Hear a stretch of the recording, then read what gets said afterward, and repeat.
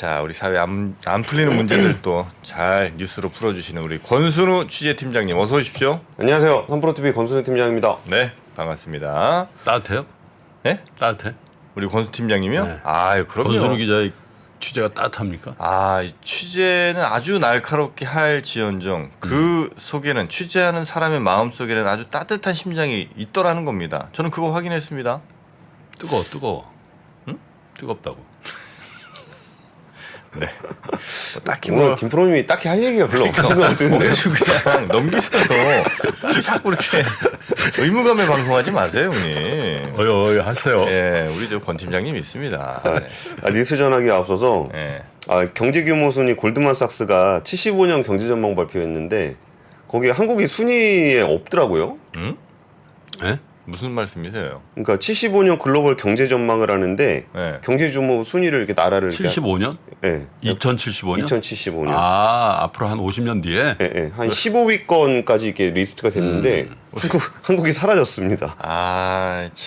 뭐 인구 소멸 뭐 이런 것 때문에 그런 뭐 거예요? 나이지리아 있고 뭐 인도네시아 당연히 있고 이런 얘기죠? 맞아요. 이집트 뭐 있고 뭐 그런데 이게 갑자기 그 경제 순위에서 한국이 없는 거 보니까 어디서 전망한 거라고요? 그 골드만삭스. 맨날 틀려. 그건 맨날 틀려 맨날. 네, 금인양행 하여튼 거기 우리가 뭐 금양만. 50년 이후에 살아 있을는지 모르겠지만 제가 볼 때 100% 틀립니다. 그러니까요. 이게 참 뭐 인구 관련한 얘기인 것 같은데 네. 어쨌든 그 인구 관련한 문제는 어떻게 할 방법은 없겠지만 근데 저출산 고령화의 가장 큰 그 해법은 어른들이 행복한 게 아닌가 네. 싶습니다. 어른들이 어른들이 행복해야 아이들도 어른들처럼 행복해야 되겠다라는 네. 그래서 좀 행복한 하루가 되시길 네. 아유, 바라겠습니다. 고맙습니다. 자, 그럼 첫 번째 뉴스부터 가볼까요? 예, 미국 소비자 물가 상승률에 대한 기대감이, 그러니까 상승률 둔화에 대한 기대감이 좀 커지고 있습니다. 이게 기대 인플레이션 관련한 얘기를 좀 드리려고 그러는데요. 그 뉴욕연준에서 발표한 11월 소비자 전망 설문조사예요. 1년 후 기대 인플레이션이 5.2%. 전월 조사 때보다 0.7%포인트가 하락을 했습니다. 떨어지는 속도도 굉장히 가파른데요. 그 차트로 가지고 왔습니다. 네. 뉴욕연준에 가시면은 볼 수 있는 차트인데요.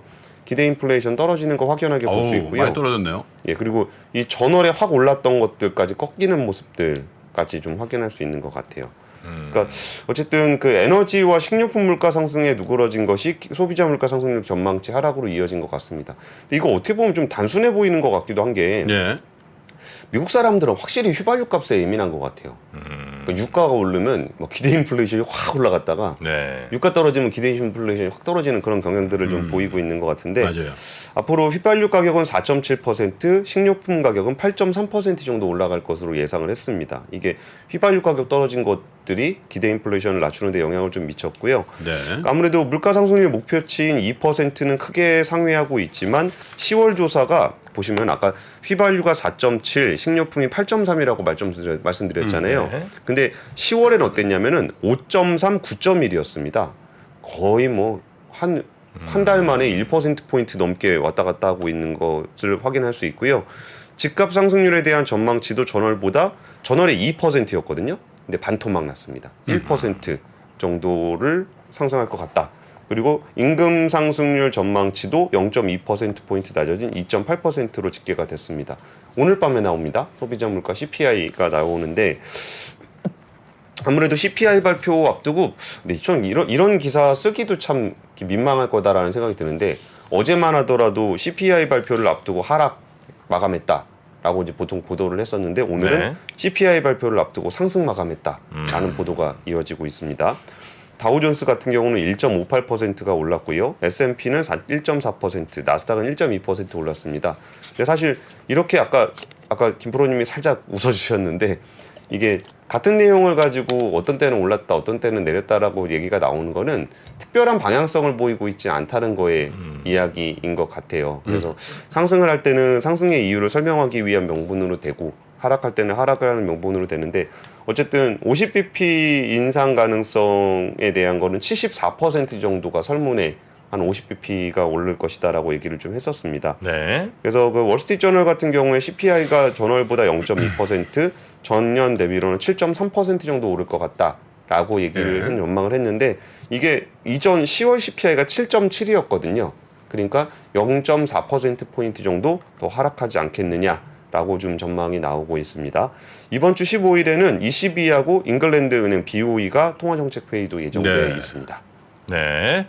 자, 기대 인플레이션이 많이 네. 지금 내려가고 있는 역시 휘발유 가격이 영향을 많이 주고 있다는 소식 첫 번째로 전해 주셨고요. 예. 두 번째 뉴스는 어떤 뉴스입니까? 올해 무역 수지 적자 500억 불을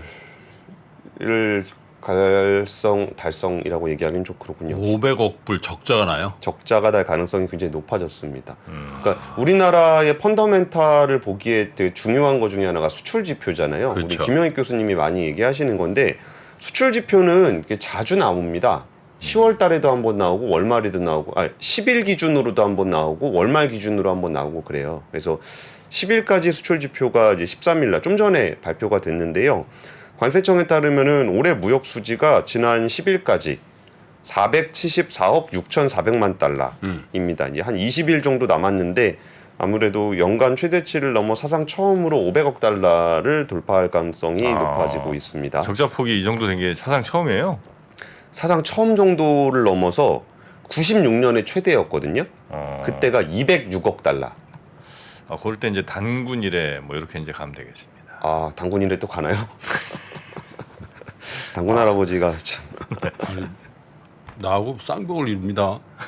왜요? 크게 할 얘기 없으면 빨리 넘기세요. 요 정도는 신선했잖아요. 단군 이래 뭐 식상해. 식상해요? 뭐 둔촌 죽은 당군이래. 죄송합니다. 예.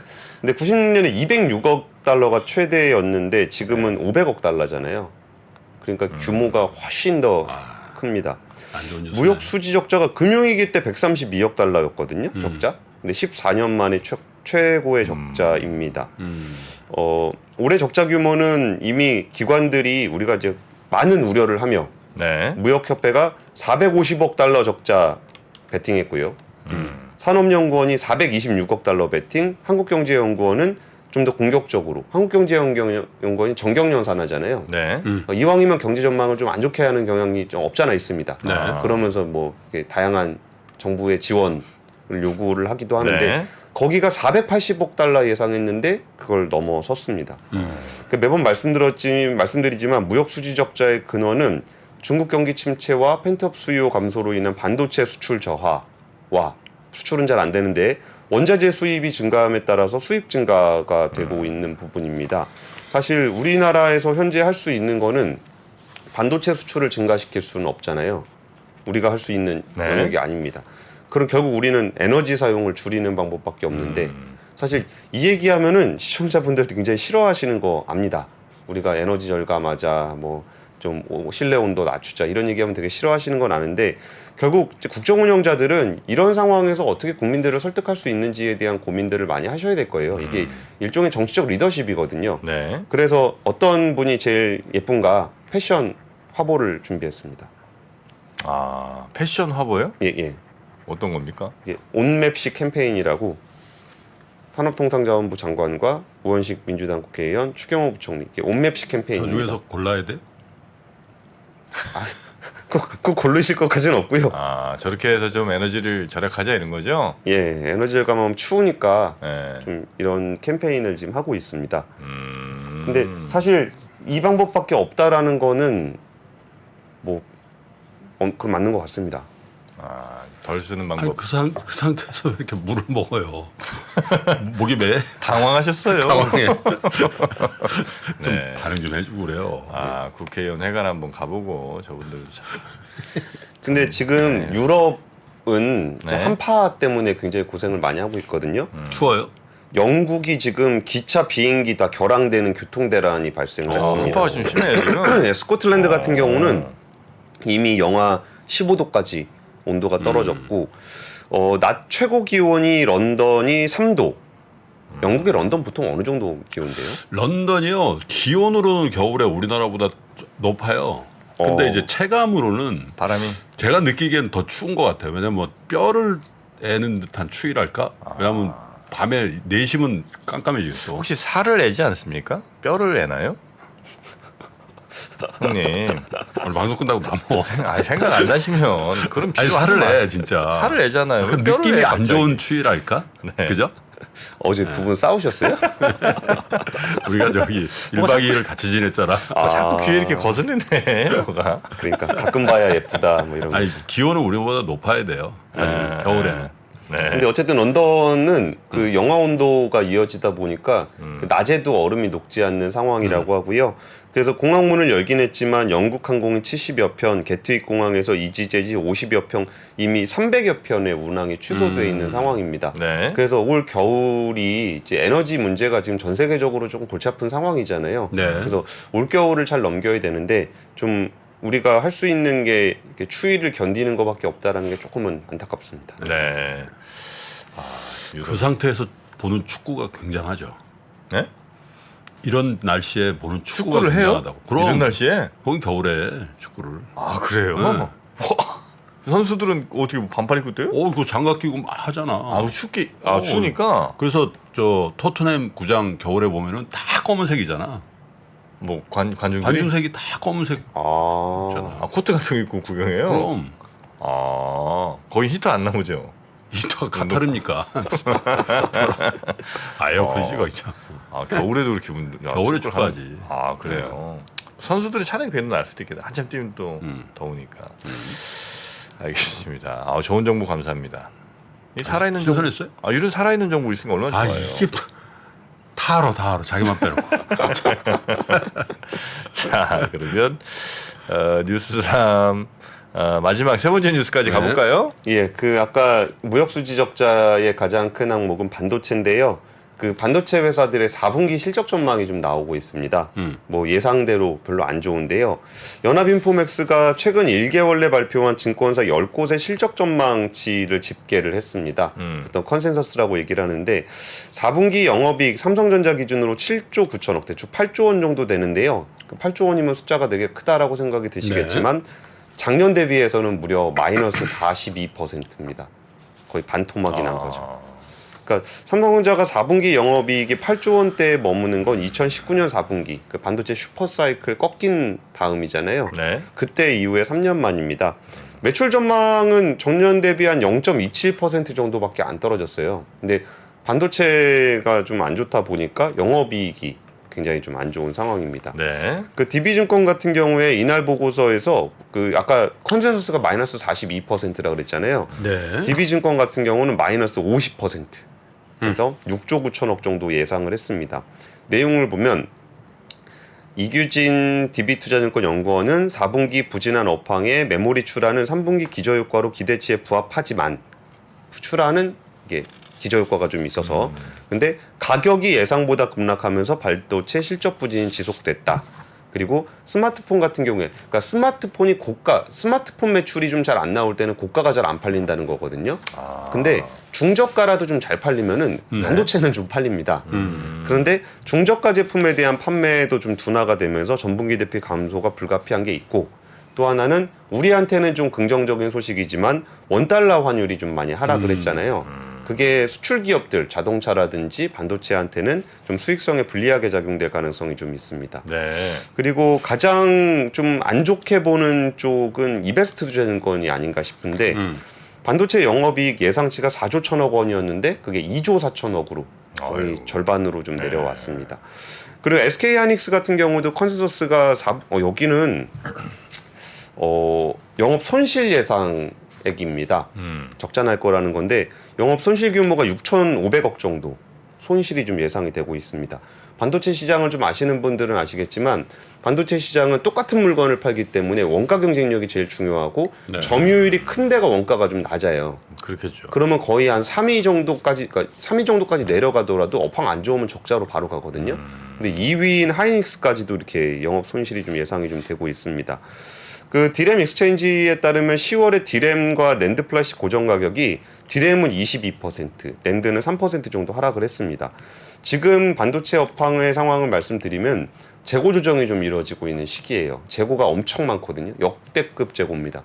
이거를 좀 소진하고 있는 상황이라 내년에도 반도체 시장 역성장 전망이 좀 나오고 있습니다.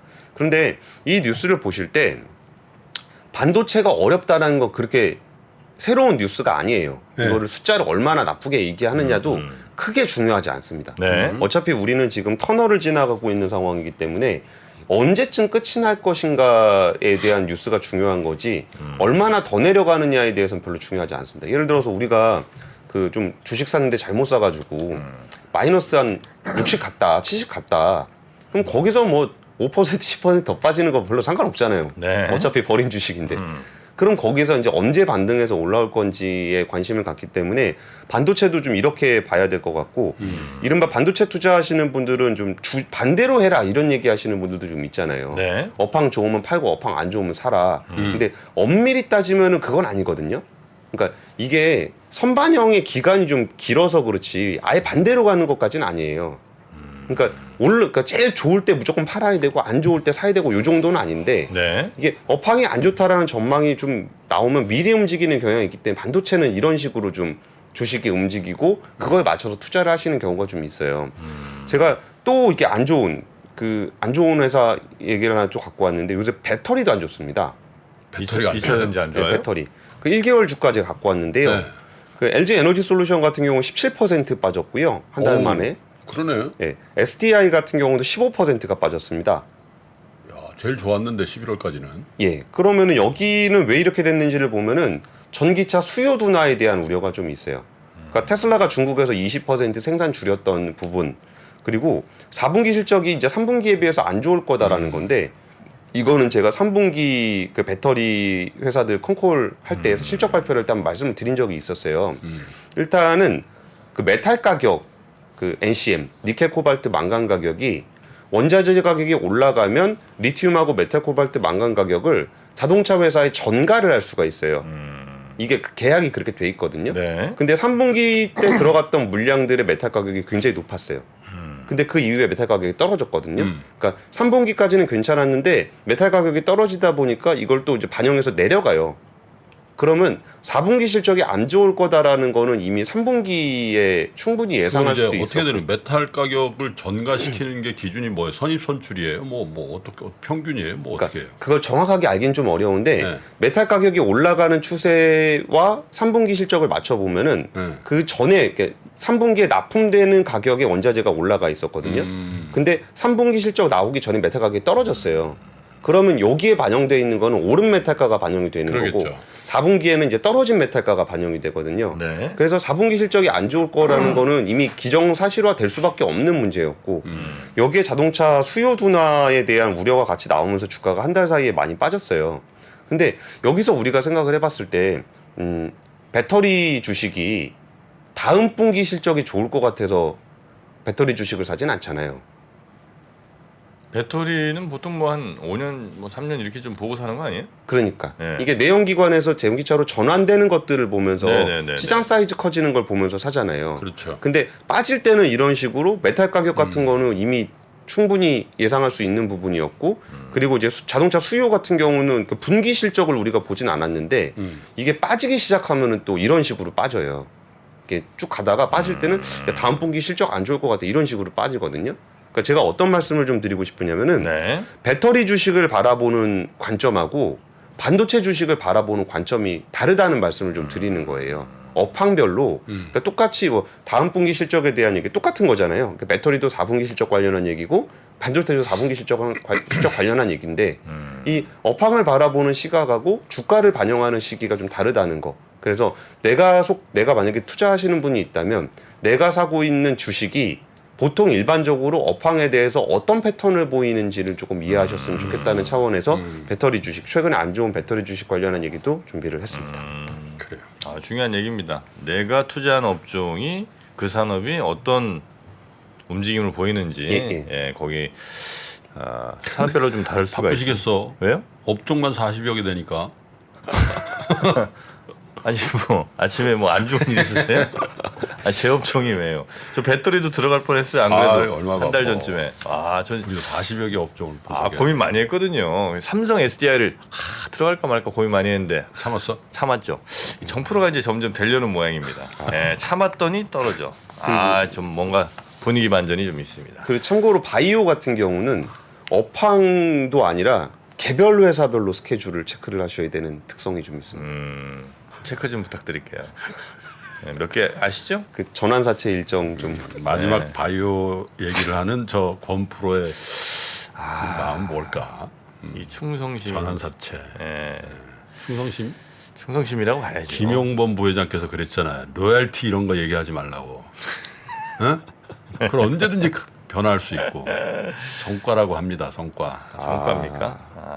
알겠습니다. 안녕하세요. 저 김프로 김동환입니다. 올해도 많은 분들이 우리 청년들의 자립을 지원하기 위해서 3프로 다이어리를 구매해 주셨습니다. 그 따뜻한 마음에 저희가 보답하기 위해서 작은 성의를 준비했습니다. 다이어리를 구매해 주신 분들 중에 추첨을 통해서 김프로가 정말 소중하게 생각하는 그룹 NCT의 사인이 다 들어가 있는 앨범도 드리고요. 그리고 2프로와의 식사권, 정프로의 선글라스, 그리고 김효진 위원의 추천도서 3권 등 다양한 선물을 추첨을 통해서 드릴 예정입니다. 여러 권 구매해 주시는 분들을 위해서 2024년도 다이어리에 여러분들의 이름을 조그맣게나마 새겨서 그 감사함을 기억하겠습니다. 이웃과 따뜻한 마음을 나누는 연말연시가 되길 기원하고요. 새해에도 큰 부자 되시기를 기원하겠습니다. 늘 감사드립니다.